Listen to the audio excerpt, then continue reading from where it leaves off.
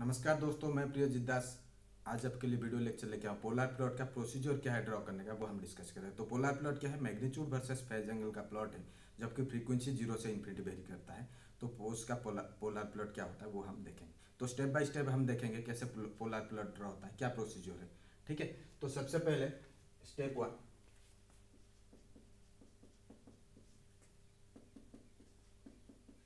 Find the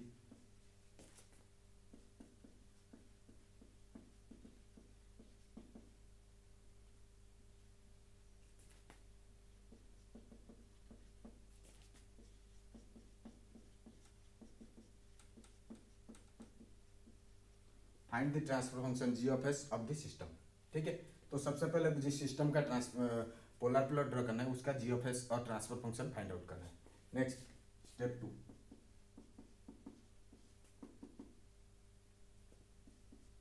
put s equal to j omega to find G of s equal to j omega put करके G of J omega find out करेंगे। और इसको G of J omega को magnitude, G of J omega को magnitude और phase angle में represent करेंगे। That means G of J omega magnitude और G of J omega phase angle में रिप्रेजेंट करेंगे। ठीक है, s equal j omega put करेंगे, G of J omega find out करेंगे और जी ऑफ जे ओमेगा के मैग्नीट्यूड और फेज एंगल में, ये पोलर प्लॉट रिप्रेजेंटेशन है, इसको करना है। ठीक है, तो अब step 3,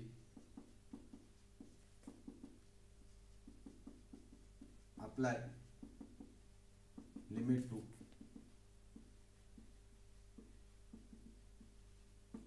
magnitude of G of J omega. Magnitude of G of J omega में लिमिट पुट करना है, दैट इज ओमेगा 0 पुट करेंगे और ओमेगा इन्फिनिटी पुट करेंगे।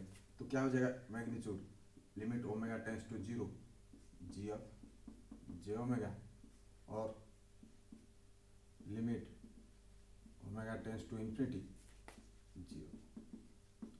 तो मैग्नीट्यूड पुट में लिमिट पुट करेंगे, ओमेगा 0 पुट करेंगे, ओमेगा इन्फिनिटी पुट करके उसका मैग्नीट्यूड फाइंड आउट करेंगे जी ऑफ जे ओमेगा में। ठीक है, step 4, apply limit to phase angle of G of J omega, that is omega 0 put करेंगे और ओमेगा इन्फिनिटी पुट करेंगे। तो फेज एंगल में अगर लिमिट पुट करेंगे जी ऑफ जे ओमेगा में, तो limit omega tends to 0 G of J omega and limit omega tends to infinity G of J omega. ठीक है, लिमिट पुट करेंगे जी ऑफ जे ओमेगा में, जी of J omega के phase angle में limit put करेंगे, omega 0 put करेंगे और omega infinity put करके फेज एंगल निकालेंगे। नेक्स्ट स्टेप 5, सेपरेट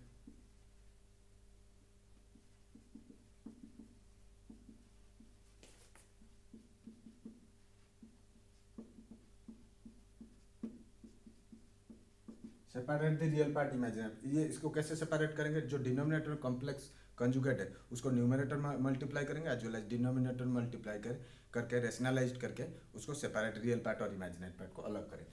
ठीक है, next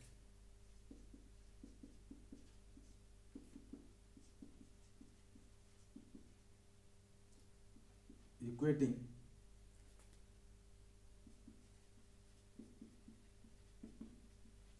real part to 0 to find the value of frequency and frequency at which the plot intersect the imaginary axis and put the value of frequency to put the value of frequency to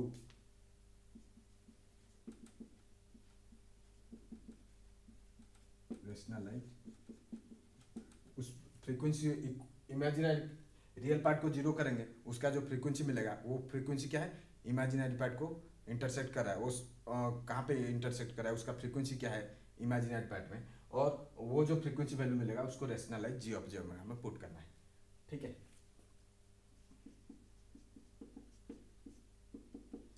equating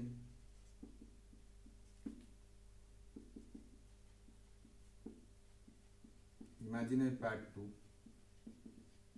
0 to find the value of frequency at which the plot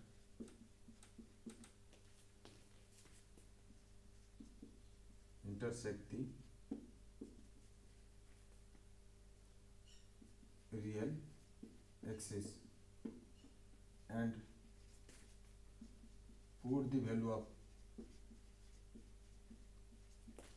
frequency to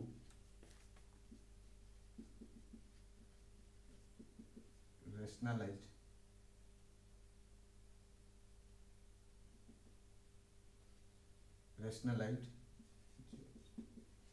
तो rationalise G of जे में हम put करके जो frequency imaginary part को zero करेंगे, उसका जो frequency मिलेगा उसको वो क्या है रियल पार्ट को कट कर रहा है और इंटरसेक्ट कर रहा है, उसका फ्रीक्वेंसी वो वैल्यू मिलेगा, और वो उस वैल्यू को क्या है रेशनलाइज जी ऑफ जे में हम पुट करेंगे, ताकि हम मैग्नीट्यूड क्या है वो प्लॉट इंटरसेक्ट कर रहा है और रियल एक्सिस को इंटरसेक्ट कर रहा है। ठीक है, तो ये था, और इसको और एक बार मैं स्टेप बाय स्टेप बता देता हूँ। कोई भी सिस्टम है उसका ट्रांसफर फंक्शन फाइंड आउट करना है, जिस सिस्टम का पोलर प्लॉट ड्रॉ करना है। ठीक है, नेक्स्ट स्टेप क्या है, एस इक्वल टू जे में हम पुट करेंगे, जो जी ऑफ एस ये क्या है लाप्लास के फॉर्म में है, इसको टाइम फ्रीक्वेंसी डोमेन एनालिसिस से पोलर प्लॉट, तो हमें एस इक्वल जे में हम पुट करके उसका मैग्नीट्यूड और फेज एंगल में हम उसको रिप्रेजेंट करेंगे प्लॉट को।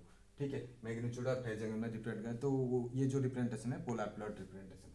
नेक्स्ट क्या है, लिमिट अप्लाई करेंगे magnitude of G of J omega, magnitude phase angle में रिप्रेजेंट किए थे, और magnitude G of J omega में मैग्नीट्यूड में लिमिट पुट करेंगे, ओमेगा जीरो पुट करेंगे मैग्नीट्यूड निकालेंगे, ओमेगा इन्फिनिटी पुट करेंगे मैग्नीट्यूड निकालेंगे। Similarly G of J omega का फेज एंगल में लिमिट पुट करेंगे, और ओमेगा जीरो पुट करेंगे फेज एंगल निकालेंगे, ओमेगा इन्फिनिटी पुट करेंगे फेज एंगल निकालेंगे, और उसके बाद separate the real part and imaginary part. Real part और इमेजिनरी पार्ट को कैसे सेपरेट करेंगे, जो कॉम्प्लेक्स कंजुगेट है डिनोमिनेटर में उसको न्यूमरेटर में मल्टीप्लाई करेंगे, एज वेल एज डिनोमिनेटर में मल्टीप्लाई करके रेशनलाइज करेंगे, और उसके बाद हम रियल पार्ट और इमेजिनरी पार्ट को अलग अलग करेंगे। ठीक है, अब फिर क्या है, equating real part two zero, जो फ्रीक्वेंसी मिलेगा वो रियल पार्ट को जब जीरो करेंगे जो फ्रीक्वेंसी मिलेगा वो क्या है, इसका मतलब वो जो फ्रीक्वेंसी है वो इमेजिनरी एक्सिस को इंटरसेक्ट कर रहा है, उस पॉइंट में इमेजिनरी एक्सिस को कब इंटरसेक्ट कर रहा है उसका फ्रीक्वेंसी है, और उस फ्रीक्वेंसी वैल्यू को क्या करेंगे रेशनलाइज जी ऑफ जे में हम पुट करेंगे, ताकि हम मैग्नीट्यूड निकाल सकते हैं कि कितने मैग्नीट्यूड में वो जो प्लॉट है इंटरसेक्ट कर रहा है, किस पार्ट को इमेजिनरी रियल को ये करें इमेजिनरी को कितने मैग्नीट्यूड में ये इंटरसेक्ट कर रहा है। सिमिलरली इमेजिनरी पार्ट को रियल इक्वेट करेंगे जीरो से, और वो जो फ्रीक्वेंसी मिलेगा दैट मीन्स वो फ्रीक्वेंसी क्या है उस पॉइंट में रियल एक्सिस को कितने फ्रीक्वेंसी में वो इंटरसेक्ट कर रहा है, और उस फ्रीक्वेंसी वैल्यू को जी ऑफ जे ओमेगा में पुट करेंगे, rationalize G of J omega में पुट करेंगे, ताकि हमें पता चले कि कितने मैग्नीट्यूड में वो जो प्लॉट है रियल एक्सिस को इंटरसेक्ट कर रहा है और मैग्नीट्यूड क्या है उस पॉइंट में। ठीक है, तो ऐसे करके, और उसके बाद नेक्स्ट फाइनल क्या है step 8, draw the polar plot. Final ये सब होने के बाद पोलर प्लॉट हम ड्रॉ कर सकते हैं। ठीक है, तो ये था procedure to draw the polar plot. अगर वीडियो पसंद आए तो लाइक शेयर सब्सक्राइब करना मत भूलिएगा। थैंक यू दोस्तों।